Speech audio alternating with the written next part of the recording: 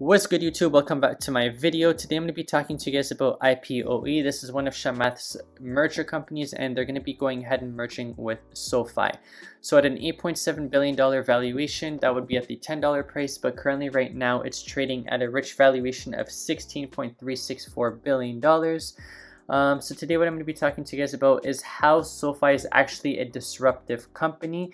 They've made it on CNBC's top 50 disruptive companies, including with such big names as Amazon, Facebook, Airbnb, Netflix, and many more. So what I'm going to be talking to you guys about is their special offers they currently have in order to attract customers, what they're doing in order to expand their current members and bring them into different products. And this is a really smart idea, and they will actually grow exponentially using this method.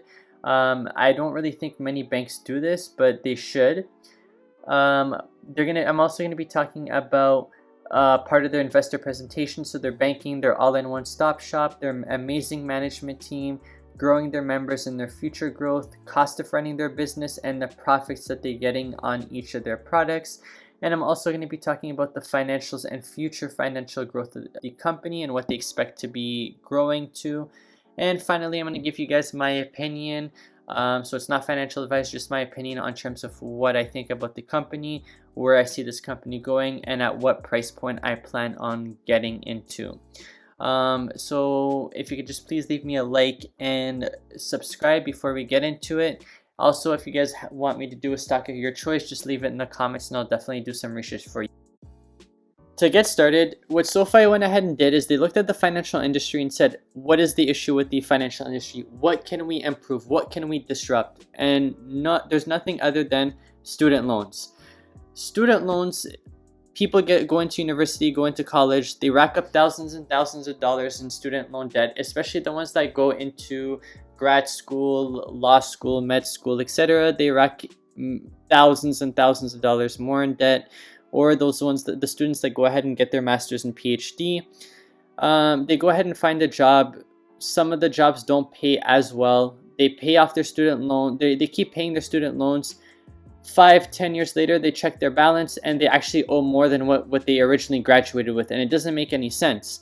So what they decided to go ahead and do is tackle this issue, because the government's taking advantage of all these students, giving them free money during the school years. They graduate and they're stuck with a lot of debt and can't get out of it no matter how much they pay. Unless they're making huge lump sum and consistent lump sum payments, they're never going to get out of these student loan debt. And as of right now, these interest rates are pretty low due to COVID. Typically, the rates that you're going to see is 4.453% as an undergrad with a loan fee. There's going to be a graduate and professional studies. So the people that are doing masters and PhD, they're at a 6.08%. And some graduates and professionals fall under the 7.08%, with as well as parents that do get loans out for their kids. So if parents do get loans out for their kids, that's at 7.08%, and this is through the government. So there's no way in filing bankruptcy. There's no way in getting out of this debt. You're going to be stuck with this debt forever, and you're going to be struggling to get a house, get married, continue on with your life, because you're just stuck with these student loan debt. So what these guys are going ahead and doing is they're going to go ahead and actually be able to give you student loan debt, and I'll show you right here. So they're going to go ahead and be able to give you student loan debt at 2.99%. So it starts off at 2.99%. I think the maximum goes up to 4% if I'm not mistaken. And what their plan is basically to go ahead and find those higher paying masters, PhD students that make 80, 90, 100K plus dollars in their careers in the white collar. And they're going to go ahead and offer them these loans at such a low rate and be able to go ahead and help them pay off their student loans. I just checked my student loans because I needed to get the information to someone, and what the fuck? I started with $80,000. I have been paying for 10 years. Last year, I paid $6,000 lump sum because that's really the only way to get it low. That took it down to $76,000 after I'd been paying for 9 years. The grand total is I have paid $120,000 and I still owe $76,000. How the fuck is this possible? So as you guys can see, that girl right there, she went ahead and paid $125,000 and she's still stuck at the same amount that she graduated with, which is really unfair and there's nothing really she could do. So that's where SoFi comes in, provides these amazing rates, helps these guys pay down their debt a lot faster, breaks those barriers. And what do? Is they offer many more things. So they go ahead and they could offer you, like, if you guys know about the app called Mint or Every Dollar, it tracks your spending. They offer you a debit card, they offer you an investing platform, and you could go ahead and buy stocks for free. And they even allow you to buy crypto, which is pretty amazing. So a lot of people are going to end up buying crypto off of this, but they have a 1% fee in terms of crypto. The only downside to their crypto is that you can't transfer the crypto out of your wallet with them, but they said they're working on that. So they do offer credit cards and they have a 2% cashback with no annual fee. For a card that has no annual fee, usually what I would see is 0.5%, maybe 1% max. So 2% is really, really good for no annual fee. They got some private student loans, so if you don't want to go through the government. They got personal loans, and what I love about them is they have a no fee policy. So whether there's no hidden fees, there's no administration fees, there's no fees at all, pretty much. Even if you're to do an extra payment or prepayment, there's no fees at all. It's all clear and simple and easy to use. They have home loans for mortgages. They have SoFi Relay, which is basically where you can check your credit score. It links up all your credits and your debts, and it will show you what you're doing in terms of the score, if it's going up or down, and it will give you recommendations to improve that. It has also insurance, and it even has small business financing. So whether it's to buy out a partner, expansion, as you can see, you could read through that right here. And what they're doing right now is they're having a $485 offer to new customers. So this is an acquisition cost. They're going to pay you $125 to go ahead and open up an account with them. So you get $25 when you deposit $250. Then you get another $75 when you have a direct deposit set up where you're getting paid at least $500. So once you get paid your $500, then you get the $75. So they know that you're staying with them. Then they're going to go ahead and give you guys a $25 bonus if you do the roundup savings. So you take your money and put it, so every dollar you spend, it rounds up to the nearest dollar, puts it in your savings or into your investments to invest that money. So they're going to go ahead and give you $25 for that. And then also they're offering a $360 bonus. So the $350 is if you go ahead and do a loan with them, whether it's a student loan, whether it's a mortgage, a personal loan, etc. And what they're doing is they're giving you a $10 offer. This is what's genius. They're giving you a $10 offer to check your credit score and to do all that credit with them. And how they're going to take advantage of that is when you go ahead and do that credit check with them, they're going to offer you $10. So it looks like they're going to offer you a $10 gift card. They're going to be able to extract all that information. So what loans you have, what credit card debts you have, what mortgages you have, anything that you possibly have in terms of your credit, they're going to gain all that information, put it into their system. And what they're going to do is they're going to be like, okay, this person's paying a 15% interest rate on their loan and a 20% on their credit card, and they're going to go ahead and give you promotions, give you offers that are lower interest rates so they can attract your business, make sure you close down your credit cards and your loans and bring everything over to SoFi at a lower rate. So onto the investor presentation. Here they just mentioned how 52% of the banking industry or the financial services is owned by the top 15 banks, and then the other 48% is part of the other banks.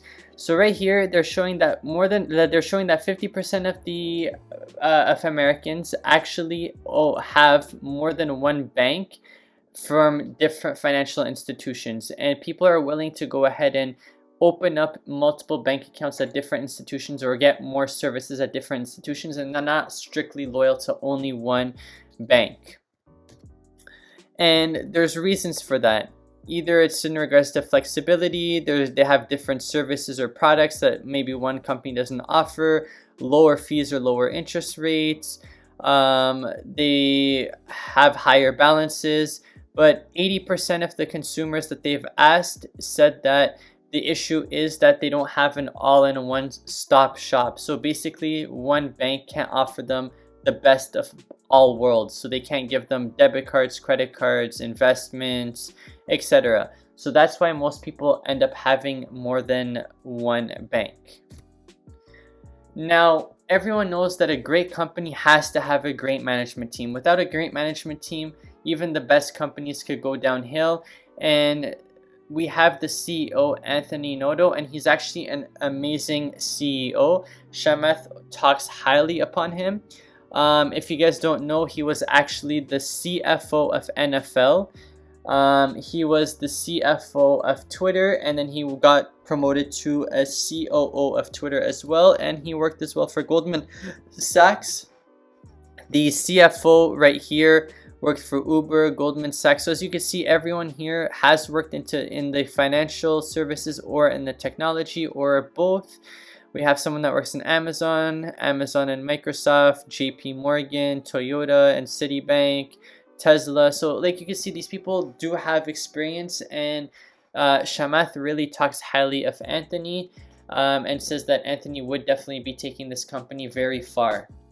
So in regards to members, as you can see here, they posted a year-over-year growth, and it's basically telling you, well, it's showing you here per quarter. So in quarter 3, they had 29,000. So 629,000 customers, and every single quarter it's been growing. And as you could see, just from Q3 to Q3 in 19, it went up, and then from Q19 to Q20, it like almost doubled. So they're growing at a very alarming rate, and they're expecting to get 3,000 members. So it'd be 3 million members that they plan on getting by the end of 2021 at a 75% year-over-year growth. And this number is definitely achievable with what they're doing. So basically here is just to talk about the products. So if a person has a money only, so a checking savings account, they're gonna get $250 in revenue off of that member. It costs them $125 to maintain those accounts, an administration fee and all that stuff, and it costs $40 to acquire that member. So their profit is $85 at a 34% marginal rate. Now if you're to do a loan they'd be getting on average a $2,061 in revenue. It costs them $298 for the operational cost of the loan, and then $825 to acquire. And those acquisitions could be the 360 or 350 that they're giving, plus marketing, plus etc. to get the customers to come in. So that's going to give them a profit of $938. And that's going to give them a 45% marginal rate. So if a member has an account and they want a loan and there's no marketing involved, there's nothing because they already bank with SoFi, they're going to get $1,763 in profit because there is no acquisition cost. It's literally just the revenue minus the operational cost, and that's what they would get. Now, if a customer gets both, as you can see right here, the marginal rate and the profits grow enormously. So that's why they're saying that it's very important that they get a customer for any sort of product, and then they could kind of expand them to different products. And as you can see right here, 65% of their home loans came from existing members. So they literally did $1 million in acquisition marketing, and they've gotten $30 million in revenue in Q3 alone with only $1 million. So that's some high returns, and with such a high number of people getting home loans through existing members. So no acquisition cost or marketing cost.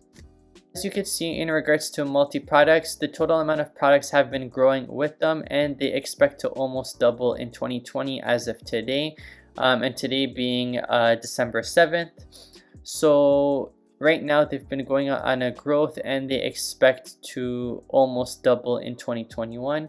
And in regards to multi-product members, as you can see, Q2 2019, Q3, every single 3 months they're growing at an alarming rate. And then in 2021 they expect to go from 398 to 775, and that's actually very achievable. If you look at it, just Q4 of 2019 to Q4 of 2020, that's not even including all of December, it more than doubled. So to get this is pretty reasonable. It's nothing, it's not like they're shooting for the moons and stars. It's something that could be easily achievable. So in terms of their financials, as you can see, in 2018 they went from 241 to 451 to 621. They're projected for 980, and then in 2022 is probably going to be their key year where they make $1.5 billion.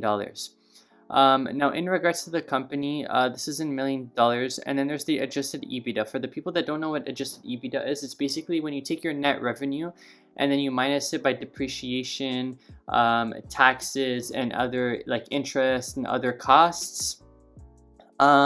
So as of right now, they're not profitable once you consider the depreciation cost, and then in 2021 they're gonna start being profitable. So as you can see, from 2021 to 2022, there's a huge jump in terms of their profit, and the reason for that being is right now all the loans that they're providing, they're actually taking that money from another bank and they're selling that loan off from another bank. So it's not really their money that they're lending, but they're making a profit between the spreads from the other bank that they're getting in millions of dollars and offering it to customers in smaller loans amount, and they're getting the money in terms of the spread. So what they plan on doing as effective of 2020, end of 2021, early 2022, is they want to be able to get their own funding and provide their own loans, provide their own financial resources in order to maximize their profit, and that's why they're going to become extremely profitable. So in terms of the valuation for myself, at the $18 rate, it shot up too high too fast. Personally myself, I'm not going to buy in. I'm going to wait for if there's any major dips. There's a possibility that the stock may just keep running and I'm never going to get that dip that I wanted to get. But if I could get in a dip to the $16, I'm probably going to start putting a little bit of money in there. And as it goes down, I'm going to be putting in more and more money. I doubt it'd probably go anything lower than 16, but I'm hoping I could get something at 16. That's myself. For the people that want to FOMO it and don't want to miss out on it, you could go ahead and put in some money right now at these prices. I'd probably suggest to maybe not put in all your money and maybe just put in a little starter position in case there's some dips. But I definitely will have this stock on my watch list, especially for end of 2021 to 2022. That's the time I'm probably going to be going ahead and buying. What I'm going to do is probably going to buy in near end of 2021 before they announce their earnings. If they could go ahead and be profitable, the stock will definitely go up like crazy. Especially that's in fintech, so it's technology as well. People are gonna overpay and be willing to overpay for these type of stocks, so I could probably make some money off of that. If they miss their earnings, then I probably average down my costs and start buying a little bit more of the stocks. And then in 2022, hopefully it does take off, and that's when we'll start seeing huge earnings. So it might be like a 2021 to 2022 play, unless it dips before merger. Then I'll be willing to go ahead and buy, and then perhaps take advantage of the merger, and if the price goes up from there. But that's my strategy. You guys can do whatever you want. As I said, I'm not a financial advisor. I'm just basically giving you guys information about the stock and doing research so you don't have to do all the research. If you do like the video, please leave a like and subscribe, and comment down if there's any videos you guys want me to do.